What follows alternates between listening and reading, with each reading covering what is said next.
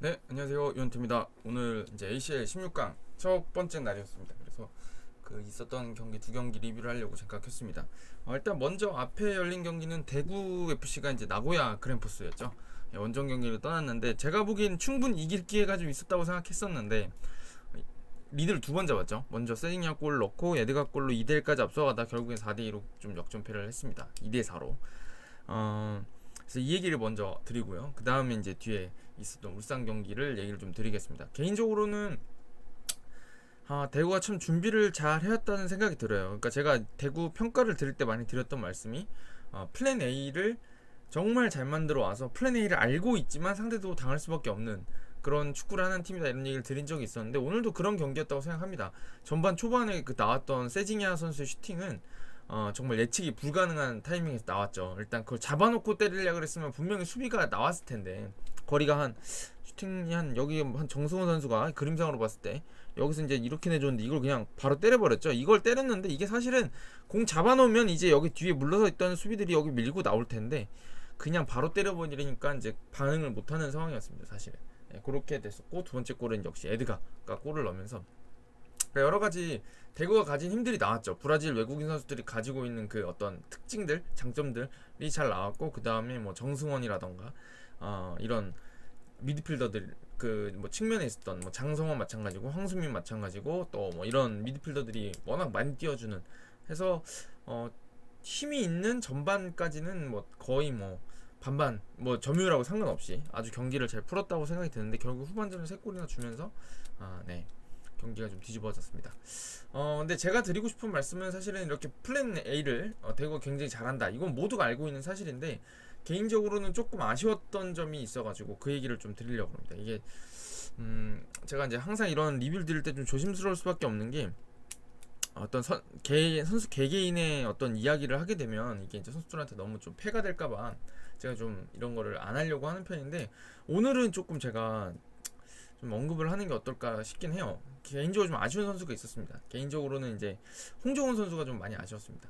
제가 이제 여러 번 말씀드린 적이 있듯이 제가 인터뷰도 한 적이 있고 굉장히 좋아하는 선수인데 오늘 경기도 그렇고 제가 이제 이런 얘기를 이제 굳이 드리는 이유는 그 어떤 그 뭐랄까요 뭐 선수의 뭐 성장을 위해서다 이런 뭐 얘기는 조금 그건 뭐 제가 과분한 얘기인 것 같고 그런 좀 너무 제가 좀 뭐랄까요 건방진 얘기인 것 같고 그냥 어떤 감정을 제외하고 오늘에서 오늘 얘기를 이제 경기력으로만 평가를 드린다는 점 미리 좀 말씀을 드리겠습니다. 제가 좀 선수들 막 이렇게 하는 걸 별로 안 좋아하긴 하는데 오늘은 얘기가 나올 수밖에 없는 상황인 것 같아요. 개인적으로 왜 그러냐면 이제 제가 여기 잡아놓은 게 이런 건데 전반전 첫 골 장면 첫골 장면에서 이제 그 폴란드 선수한테 골 먹었잖아요. 야쿱 뒤를 까먹었어요. 이름 길어가지고 그 선수한테 골을 먹었는데 그 장면을 잘 보시면 좀 개인적으로 아쉬웠던 게 이제 그게 어떻게 당하는 상황이었냐면 측면 이제 왼쪽 측면에서 나고야가 들어오고 있는 상황이었는데 여기서 이제 이쪽 중앙 들어온단 말이에요. 근데 이거는 되게 일반적으로 많이 벌어지는 상황이죠. 이쪽에 측면에서 가운데 선수한테 들어간다, 공이 들어간다. 근데 이게 오늘 뭐 그 뒤에 있었던 울산 경기도 마찬가지고 에드가도 마찬가지고 여기서 이제 등을 지는 게 이 선수의 보통 1입니다. 이렇게 좁은 공간에 들어갔을 때는. 근데 이 상황에서 이제 어떻게 하다 보니까 완전히 뚫린 상황이 나왔죠. 근데 그걸 잘 보시면 이렇게 됐었단 말이에요. 이렇게 돼서 받으러 나온 상황이었고 이쪽에서 공이 갑자기 일로 쭉 빠지고 패스가 일로 딱 빠져서 들어가고 이렇게 들어가고 이게 뒷발로 여기 나오면서 이 선수가 돌아가는 그러니까 좀 여기가 잘 안 보이긴 하는데 이 선수가 들어가면서 여기 있는 조진우 선수 끌고 지나가고 이 선수가 여기 뒷발에 나온 걸 잡아가지고 이제 때려버리는 그런 장면이었거든요. 근데 개인적으로 이때 이제 나고야가 잘한 점이 뭐냐면 여기를 이제 이 야쿠비라는 선수가 끌고 나갔을 때 홍정원 선수가 여기 따라 붙었단 말이에요. 근데 이게 아시겠지만 3백에서는 이쪽이 측면을 이렇게 돌파를 해서 들어오면 이쪽 오른쪽에 있는 스토퍼는 끌려 나가서 여기를 이제 커버를 같이 할 수밖에 없거든요. 그러니까 이게 중앙을 지키는 것도 방법은 방법입니다. 근데 이제 여기를 해서 이쪽 돌파를 쭉 당하면 위험해질 수 있으니까 쭉 도와주러 나가게 마련인데 어찌됐든 이 상황에서 이 선수한테 공 들어갈 때 내두면 안 되겠죠. 따라가야 되는 상황이었고 그러니까 이쪽이 간격이 이제 여기가 벌어질 수 있으니까 이제 이쪽을 따라 들어간 겁니다. 이쪽 이 홍정훈 선수 빠져나온 쪽으로 들어갔는데 여기 조진 선수가 나름대로 잘 따라 붙었어요. 이렇게. 근데 이제 이때가 되면 문제가 뭐냐? 그러면 이 선수가 이렇게 지나가면 이 선수까지 따라온다. 그럼 이제 어디가 공간이 나냐면 이쪽에 나잖아요. 사실은. 그러니까 이쪽에서 이 선수가 일로 이동하면서 이제 슈팅 때리는 장면이었습니다. 사실은 이렇게 가는데 제가 좀 아쉬웠던 점은 여기서 이 홍정호 선수가 확실히 제압을 해줬으면 어땠을까라는 생각이 드는 거예요. 왜냐면은 뭐 아예 그러니까 넘어졌다가 다시 일어난 장면인데 일어나지 못하게 아예 세게 넘어뜨리던가 아니면 이제 본인이 넘어지지 말고 빨리 일어날 수 있게 준비를 좀 했어야 되는 상황이었을 것 같아요. 그랬으면 더 좋았을 것 같아요.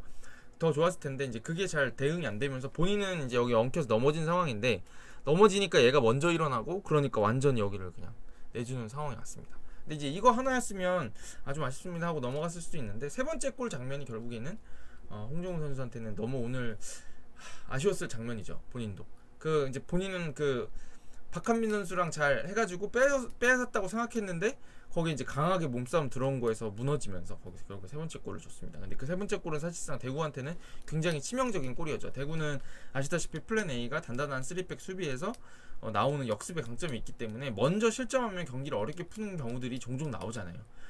그러니까 아무래도 리드를 잡고 역습을 노리는 게 좋은 상황이었는데 거기서 이제 한 골을 줘버리고 역습당하니까 이제 대구는 이미 수비를 많이 그러니까 리드를 계속 잡고 있던 상황이긴 했지만 어찌됐든 나고야가 공 많이 돌리는 거에 따라서 많이 띄워주기도 하고 하느라고 고생을 하고 있었는데 이제 거기서 역전을 딱 당하고 나니까 전방 압박을 시도하기엔 이미 좀 체력이 많이 떨어진 상황이었고 아무래도 어려운 경기가 되지 않았나라는 생각이 들어요. 네. 그래서 이제 홍정호 선수의 수비가 조금 아쉽긴 했습니다.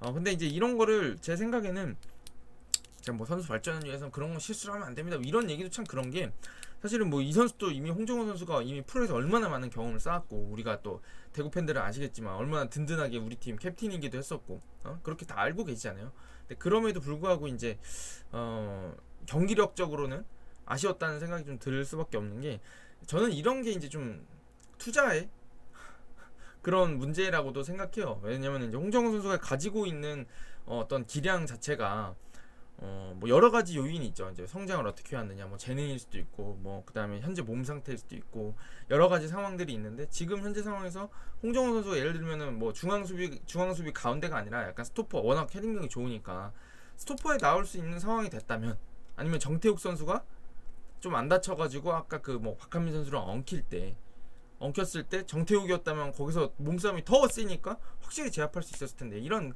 다양한 가정들이 나오긴 하는데 제가 봤을 때는 이 대구가 가지고 있는 선수층 자체가 두껍지가 않고 사실은 이제 그 주전들이 나왔을 때 가지고 있는 힘보다도 힘이 좋지만 조금 이제 멤버가 바뀌기 시작했을 때 어긋나는 점들 그런 점들이 다 결국에는 모이면서 이제 홍정호 선수 쪽에서 조금 실수로 연결이 됐던 것 같아요. 네, 그래서 그런 면들이 좀 아쉬웠고 결국에는 그 후반전 막판에 이제 그 힘을 써야 되는데 아무래도 힘을 쓰고 싶은데 좀 교체 폭이라는 게 조금 넓진 않았던 것 같아가지고 그런 면들도 좀 아쉬운 면이 있었죠. 네, 그래서 사실 제가 보기에 대구는 참 이번 경기에서도 플랜 A를 잘 보여준 것 같아요. 나고야 팬들이 이 경기를 보고 얼마나 재밌었을까요?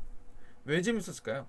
그러니까 일방적으로 두드려 패는 경기도 재밌지만 이렇게 역전하는 경기 그리고 상대가 잘하는 경기를 뭔가 보고 우리가 그걸 제압했을 때 원래 그 기쁨이 더 크잖아요. 상대 저렇게 잘하는데 우리도 진짜 잘하네. 이런 게 더 재밌잖아요. 경기장에서도. 근데 그런 만큼 대구가 참 멋지게 싸웠다는 생각이 드는데 사실 전력적인 측면이나 이런 걸 봤을 때는 사실은 이제 뭐 8강 이상을 노려볼 만한 전력이기도 하고 어떤 그런 완성도를 가지고 있지만 이게 변수에 대처해가지고 이렇게 8강을 갈 수 있다 가야 되는 팀이다 이렇게 말하기에는 아직 이른 감이 좀 있었던 것 같습니다. 그래서 대구로서는 멋진 도전을 했고 조금 아쉽게 그런 걸 마무리했다 이렇게 말씀을 좀 드려야 되지 않을까라는 생각이 듭니다. 근데 이런 것도 마찬가지로 그 치바사 선수도 하나 그 커트를 잘했으면 이라는 생각이 계속 들고 결국에 이제 세 번째 골 이후에는 이제 좀 집중력이 떨어지고 체력이 떨어지면 또 집중력이 떨어집니다. 그런 게 나왔던 게 결국에 네 번째 실점이었던 것 같아요. 개인적으로. 그래서 오늘은 정말 대구다운 경기였는데 결과가 따라오지 않은 전형적인 경기였다라는 생각이 들고 나고야가 역시 지금 제가 찾아보니까 J리그에서도 좀 하더라고요. 4위인가 3위인가 뭐 그쯤에 있더라고요. 역시 단단하고 포항 잡을 때도 보면 이 팀 만만치 않다 싶었는데 역시나 대구 상대로도 괜찮은 경기를 했던 것 같습니다. 여기까지 대구 좀 리뷰 드리고요. 그 다음에 이제 울산 리뷰를 좀 드릴게요. 근데 사실은 울산은 리뷰를 뭐 해야 될지는 잘 모르겠어요. 왜냐면은 이겼으니까 이겼는데 시원하게 이긴 건 또 아니고 그 다음에 뭐 상대가 조금 할 얘기가 있을 것 같아가지고 어찌됐든 그래서 좀 어려운 문제였지만 그래도 조금 울산 얘기는 하도록 하겠습니다. 일단 기본적으로 뭐 0대 0으로 비긴 다음에 조현우 선수의 마지막 그 다섯 번째 이에나가의 어떤 페널티킥을 딱 막아내, 페널티킥이 아니죠, 승부차기를 막아내면서 예, 마지막에 이제 윤빛가람 선수가 역시 이 작년 ACL MVP 어디 안 갔습니다. 예. 그 정말 정확한 킥으로 마지막으로 이제 비수를 꽂았습니다. 참 이 경기는 제가 이제 좀 배경 설명을 좀 드리면은 좋을 것 같아요. 이게 제가 이제 주변에 있는 J리그를 잘 아시는 지인한테 물어봤더니 이제 가와사키가 원래 그 대구하고 붙었던 조별리그랑 비교해서 베스트 멤버에서 한 5명 정도? 6명 정도가 빠졌대요. 이제 제일 이제 많이 알아보셨을, 그러니까 빠진 거 알아봤을 선수가 이제 미토마 카오루죠. 저도 지난번에 그 가와사키 좀 보면서 야, 쟤는 진짜 백이다. 왜냐면 체인지 오브 페이스라고 그러죠. 그 약간 멈췄다 치고 들어가고 막 이런 어떤 그 드리블 기술들이 기가 막히다 했는데 결국 영국으로 간 것 같고, 그다음에 그 다나카 아오였나요? 그 선수도 뭐 독일로 갔대요. 그리고 하여튼 몇몇 선수들이, 주축 선수들이 나가면서 최근에 좀 부진했던 것 같더라고요. 제가 찾아보니까 리그에서도 3경기째, 그러니까 1패하고 2무하고 지난 경기에서 이긴 것 같아요. 그거 이겼고 이제 또 이제 컵대회에서 탈락을 했고 그런 상황이라서 그렇게 좋진 않았던 것 같습니다. 이제 그런 게 어떻게 나왔냐면 가와사키가 이제 아시겠지만 좀 주도적인 경기를 ACL에서는 했었는데 울산 상대로 오늘 조금 전반전 내려섰고, 후반전에는 그래도 정상적인 운영을 했던 것 같고 전방 압박도 하고, 그 다음에 이제 또 그 후반에 이제 연장 들어가서 조금 체력이 떨어지니까 좀 약간 내려서기도 하고, 이런 게 좀 섞여서 나왔던 것 같아요. 이 전략적인 수라고 봐야 되겠죠. 그래서 이런 것들을 많이 쓰는 게 나쁘진 않은 것 같아요. 개인적으로는 상대가 좀 강하다 그러면 강약 조절하는 거죠. 전반전에 조금 힘 빼서 내려놓고 있다가 후반전 들어갔을 때 순간적으로 시작과 함께 동시에 빡 강하게 압박하면 상대 당황하게 만들고 약간 그다음부터는 주도권 잡고 운영하고, 이런 건 뭐 많이 나오는 전략들이죠. 전술이라기보다는 전략들, 경기 운영 전략, 이런 쪽에서는 가와사키도 경기를 잘했다는 생각이 듭니다. 그 멤버가 많이 빠졌음에도 불구하고, 그 다음에 이제 실점을 울산한테 하지 않았다, 이런 점들도 좀 분명히 칭찬할 점은 있었다고 생각이 듭니다. 가와사키 또 만만치 않은 팀이었다, 이런 얘기 좀 드리는데, 이제 울산 얘기를 본격적으로 드리려고 하는데, 제가 이제 지난번 몇 번의 리뷰들에서 그런 얘기를 했어요. 울산이 참 스타일을 잘 만들어 왔다. 그리고 그런 스타일의 우위가 지금 전북보다 조금 더 앞서가는 어떤 원동력이 되는 것 같고, 후반기에도 분명히, 전반기에 좀 어려운 때도 있었지만 후반기에도 분명히 힘이 될 수 있을 것이다. 왜냐면 내려선 팀들 상대로, 아니면은 뭐 엇비슷한 팀도 마찬가지지만 조금 우리가 이런 팀을 할 때는, 그러니까 우리는 이런 축구를 해라고 선언하고 있고 선수들이 그거에 대한 어떤 공감대가 있고 확신이 있기 때문에 어떤 위기가 있어서 먼저 실점하고 나서 허둥대다가 뭐 먼저 이렇게 끌려간다거나 그런 건 없을 것이다. 제가 그런 얘기를 좀, 그런 취지의 얘기를 드린 적이 있어요. 왜냐면 우리는 이렇게 하면 골 들어가, 이런 식으로 만들면 골 들어가니까 지금 먹고 있고 점수 줬지만 괜찮아, 이대로 하면 하나 들어갈 거야 라는 어떤 확신을 가지고 있으면 팀이 흔들리지 않는다, 이런 말씀을 드렸었는데 오늘도 그런 경기가 아니었나 싶어요. 제가 보기에는 그 가와사키도 울산 상대로는 이렇게 전략적인 수를 들고 나온 건 분명히 울산이 부담스러웠을 것이다 라는 생각이 들고, 그 전반전에 또 마찬가지인데 가와사키가 뭐 제가 내려섰다는 얘기를 드리긴 했지만 간헐적으로 전방 압박을 잘 해줬습니다. 해야 될 때, 본인들이 공격해야 될 때, 공격하고 있다가 역습 나올 때 울산이 빠르니까 그거 눌러놓고 하는 거에서는 굉장히 잘 눌러줬습니다. 사실 저는 그거에 대해서 완성도가 있는 팀이다라고 평가를 드린 건데, 어찌됐든 거기서도 그 김성준 선수를 중심으로, 김성준 선수가 이제 그 약간 우리가 알기로는 굉장히 활동량이 많은 선수로 알고 있지만 이 선수가 또 패스에도 나름대로 약간 전진 패스는 아니지만 횡 패스는 정말 이렇게 좌우로 뿌려주는 배분에는 강점이 있는 선수인데, 오늘도 보면 이제 원두재를 중심에 축에 놓고 본인이 이제 이쪽에서 요렇게 많이 움직여주면서 원두재 선수가 올라가면 뒤를 채우기도 하면서 굉장히 빌드업에 도움을 많이 줬고, 이 후방에 그렇게 숫자를 많이, 여기가 아니죠, 제가 좌우를 바꿔놨네. 원두재 선수가 이렇게 올라가면 이제 김성준 선수가 도와주고, 이런 식으로, 아니면 이렇게 두 명 서가지고 이렇게 서기도 하고, 이런 식으로 잘 운영을 해줬던 것 같습니다. 그래서 이번 경기는 제가 보기에 울산도 결국에 김성준 선수를 넣었던 거는, 이청용이나 윤빛가람을 넣지 않았던 이유는 아무래도 공격적인 전략을 쓰더라도 그러니까 뭐 고명진 선수도 물론 가끔 여기 나오긴 했습니다만, 자주 나오긴 했지만 오늘은 안 나왔고 일단 출전 자체를 안 했고, 김성준 선수가 여기 있었던 이유는 제가 생각하기에는 결국에 이거예요. 측면을 올려서 많이 쓰는데, 지금 이렇게 보통 제가 이제 3명 남긴다 그랬잖아요. 이렇게 3명 남겨가지고 이 뒤를 역습을 대비를 하는데, 아무래도 여기에 이제 이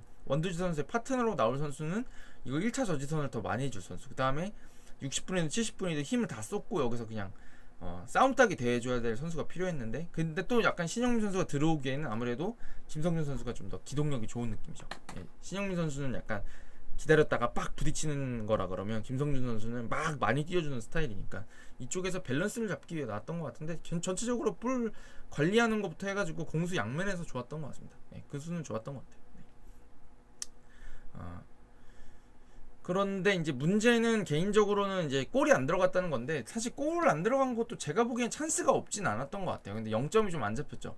그래서 만들어가는 장면들 중에서는 꽤 괜찮은 것들이 있었습니다. 역습에서 나온 장면도 있었고, 그 뭐 오세훈 선수 헤딩들도 있었고, 그 괜찮았는데, 어찌됐든 이 가와사키도 나오는 힘이, 역습에서 나오는 힘이 있다 보니까 울산도 무작정 들어갈 수는 없었고, 솔직히 말해서. 왜냐면 거기서 제가 이제 매번 말씀드리지만, 최근에 이제 야 오세훈 있는데 크로스 올려 막 이런 얘기 하는데 오세훈 선수도 아시겠지만 여기 그냥 안 넣잖아요. 여기 두 명 사이에서 괴롭힘을 당하기 때문에 여기서 이제 끊어졌을 때는, 잘 생각해 보세요. 오세훈이 여기서 이렇게 중앙 수비수가 좁혀져 있는데 여기서 몇 번 이길 수 있을까요? 공중볼을 10번 싸면 10번 다 이길 수 있을까요? 그리고 오세훈 머리에 맞춰요. 맞추긴 맞추는데 여기서 이겼다고 쳐요. 그 한 번은 이겼어. 근데 한 번 이긴 다음에 유의미하려 그러면 이제 가져야 될 게 뭐냐면 이 주변에 떨어지잖아요. 근데 뭐 이쪽 골대 앞이면은 좋긴 한데 거기서 머리에 맞췄어. 근데 그걸 정확하게 맞출 확률까지 하면, 정확하게 맞춰야 된다라는 전제 조건까지 있다 그러면 진짜 확률이 떨어진단 말이야. 크로스도 정확해야 되고 오세훈 선수도 이 수비들을 떨궈야 된단 말이야. 그게 홍철 선수의 왼발에 전반전에 나왔던 홍철 왼발에서 오세훈 머리로 들어갔던 그 슈팅, 유효 슈팅, 그런 장면들이 경기에서 자주 안 온단 말이에요. 그러니까 이게 오세훈 선수를 그냥 쓴다고 하더라도, 자주 롱볼 쓸 거야라고 하더라도, 여기에 이제 이걸 살리기 위한 전제 조건은 뭐냐면 결국에 여기 있는 미드필더들이나 윙어들이 이 주변에 와 있어 줘야 돼요. 왜냐면 떨어지는 거에 반응을 해야 되니까. 그렇잖아요. 여기 헤딩으로 뭐 30m 패스를 줄 수는 없잖아요. 이렇게. 그러니까 결국에는 여기가 오세훈 선수라 그러면 요만치에 떨어진다는 얘긴데 많이 가봐요. 그럼 이 선수들은 모여줘야 될 거고, 여기 있는 선수도 웬만하면 모여줘야 되고. 근데 여기 이게 왜 그렇게 되냐면, 잘 생각해보세요. 제가 여기다가 잡는다 했잖아요. 요만큼이라고 칩시다. 그러면 자연스럽게 수비적으로 내려선 팀들을 보면 수비는 8명이 여기를 이렇게 커버하는 반면에 여기를 와이드하게 쓰고 싶은 공격하는 팀은 이쪽은 빠져있고 조금이라도 얘를 끌어내야 되니까, 모여있는 애들 끌어내야 되니까 이렇게 모여있고, 얘네들은 역습 대비하느라고 뒤에 몇 명씩 있어요. 그럼 이 3명이 여기 최소 4명이고 많게는 8명까지 다 상대하지 않았겠죠. 어찌됐든 본인들보다 한 두세 명씩 더 있는 상황에서 세컨드 볼 싸움을 이겨야 된다는 건데 그게 쉽지 않습니다, 솔직히. 그러다 보니까 이제 울산도 선굴군 축구가 아니라 조금 측면부터 만들어 가려고 하는 노력들이 많이 있었고, 실제로 만드는 장면들이 있었는데 이제 거기서 마무리가 안 됐던 건 조금 아쉽긴 했습니다. 네, 개인적으로. 하지만 전체적인 경기 운영 방식이나 가와사키를 어찌됐든 주도적으로 몰아치면서 그 다음에 또 이제 주도권을 잘 유지했다, 이런 점에서는 분명히 울산은 그래 스타일이 있다라는 거는 분명한 것 같습니다. 네. 그래서 이제 아마 다음에 만날 팀들을 아마 새로 뽑겠죠. 제가 알기로는 새로 뽑았던 걸로 기억하는데, 어찌됐든 울산은 여전히 아침에서도 높은 곳까지 더 올라갈 자격이 있는 팀이 아닌가라는 얘기를 좀 드리고 싶습니다. 예. 그다음에 이제 후반전 중반 초중반부터 조금 밀리는 감이 있었는데 거기서 버틴 것도 저는 좋았다고 생각해요. 이제 얘네들이 전반전에 조금 힘을 아꼈다가 후반전에 이제 여기 전방 압박을 시도하면서, 뭐 레안드로 다미안 같은 선수는 힘도 좋고 그다음에 이제 브라질에서도 각광받던 선수인 만큼 개인기량도 좋기 때문에 전방 압박을 잘 할 수 있고, 그다음에 이제 그 있잖아요, 일본 특유의 그런 어떤 그 전술적인 이해도가 높다, 이런 것들을 장점을 살려가지고 압박을 시도했었는데, 저는 거기서 울산이 롱킥을 적절히 섞긴 했지만 결국에는 잘 버텨낸 것들도 결국에는 울산이 가지고 있는 스타일 덕분이라고 생각해요. 그냥 뻥 걷어내면은 뭐 사실은 걷어내가지고 본인들이 연결해 나가는 게 아주 많지는 않았다고 생각하지만 한 30%쯤 됐을까요? 하지만 여기서 압박 들어온다 그래가지고 그냥 대충 차고, 니네가 그럼 공격해, 우리 내려가서가지고 수비할 거야 라는 식의 어떤 그런 어떤 방법을 취했다라 그러면 저는 그렇게 좋은 방법은 아니었을 것 같아요. 울산 팬들한테는 제가 좀 아픈 얘기일 수도 있지만 2년 전으로 기억하는데, 2년 전이죠. 그 우라와 레즈전을 저는 기억합니다. 그냥 리드 잡았다고 무작정 내려서 가지고 하다가 그냥 두드려 맞았잖아요. 키도 크지도 않은 그놈한테. 그런 어떤 이 페널티 박스 안에 주지 않기 위한 노력들이 필요한데 결국에는 본인들이 공 잡았을 때 쉽게 내주지 않고 조금 만들어 보려고 하는 그런 노력들이 중요했던 것 같고, 그러다 이따금 좋아가지고 벗어나면 풀어 나오는 거고, 안 되면은 또 이제 한두 번 만들어보다 안 되면 롱킥 살려가지고 오세훈 선수 보고 올려주는 거, 그런 것들 자체도 대처가 상당히 괜찮았다고 생각합니다. 결국에는 이것도 제가 여러 번 말씀드린 것처럼 첫 시즌 시작부터 지금까지 그래도 일관된 축구를 만들어 왔다는 거에 대해서 조금 이제 결실을 보고 있는 단계가 아닌가 라는 생각이 들어요. 선수들도 좀 편안해 보이고, 그렇지 않나요? 선수들 누가 들어와도 선수들 개개인이 바뀌니까 조금씩 이런 특성이 조금 생기네. 예를 들면 뭐 김성준 대신 윤빛가람 이청용 들어오면 공격적이네. 이런 느낌은 분명히 있죠. 위치도 좋고 막 전환 패스도 좀 더 잘 나가는 것 같고 막 여기저기 공 끌고 다니는 거 좋다. 막 이런 거 있는데, 그게 그렇다 그래가지고 김성준이 들어온다 그래서 울산 팀이 울산이 아니게 되는 건 아니잖아요. 이 선수가 있고 없고에 따라서 달라지는 게 아니라 각자의 어떤 개성들이 있지만 그래도 들어오면 이 팀은 울산같이 축구하네 이런 느낌을 준다는 게 저는 굉장히 좋았던 게 아닌가 라는 생각은 가지고 있습니다. 결국에 이제 마지막까지 그 김지현 선수의 한 건 할 뻔했죠. 사실 압박 들어가가지고 그것도 하고, 그 다음에 그 헤딩까지 해가지고 그런 어떤 장점을 보여줬는데 이제 골이 안 들어간 게 좀 많이 아쉽긴 했는데, 어쨌든 김지현 선수도 후반전에 들어와서 그래도 일단 기본적으로 뭐 서브가 해줘야 될 거는 잘해줬다는 생각이 들어가지고 울산 팬들로서는 후반기에도 좀 기대를 걸어볼 만하지 않나라는 생각이 듭니다. 대신에 이제 부상자들이 좀 없어야겠죠. 좀 뭐 김태현 선수라던가 쥐난 이동준 선수라던가 그런 생각이 좀 들었습니다. 이쯤 하면 될까요? 이쯤 하면 될 것 같습니다. 오늘 뭐 한 팀은 올라가고 울산은 올라가고 이제 대구는 떨어진 상황인데, 내일 또 저는 재밌게 한국 팀들이니까 어차피 부천 FC가 나가는 건 아니잖아요. 그러니까 좀 응원하는 마음으로 재밌게 보고 또 되면 내일 리뷰로 찾아오도록 하겠습니다. 여러분 편안한 밤 보내시고요. 다음에 또 뵙겠습니다. 감사합니다.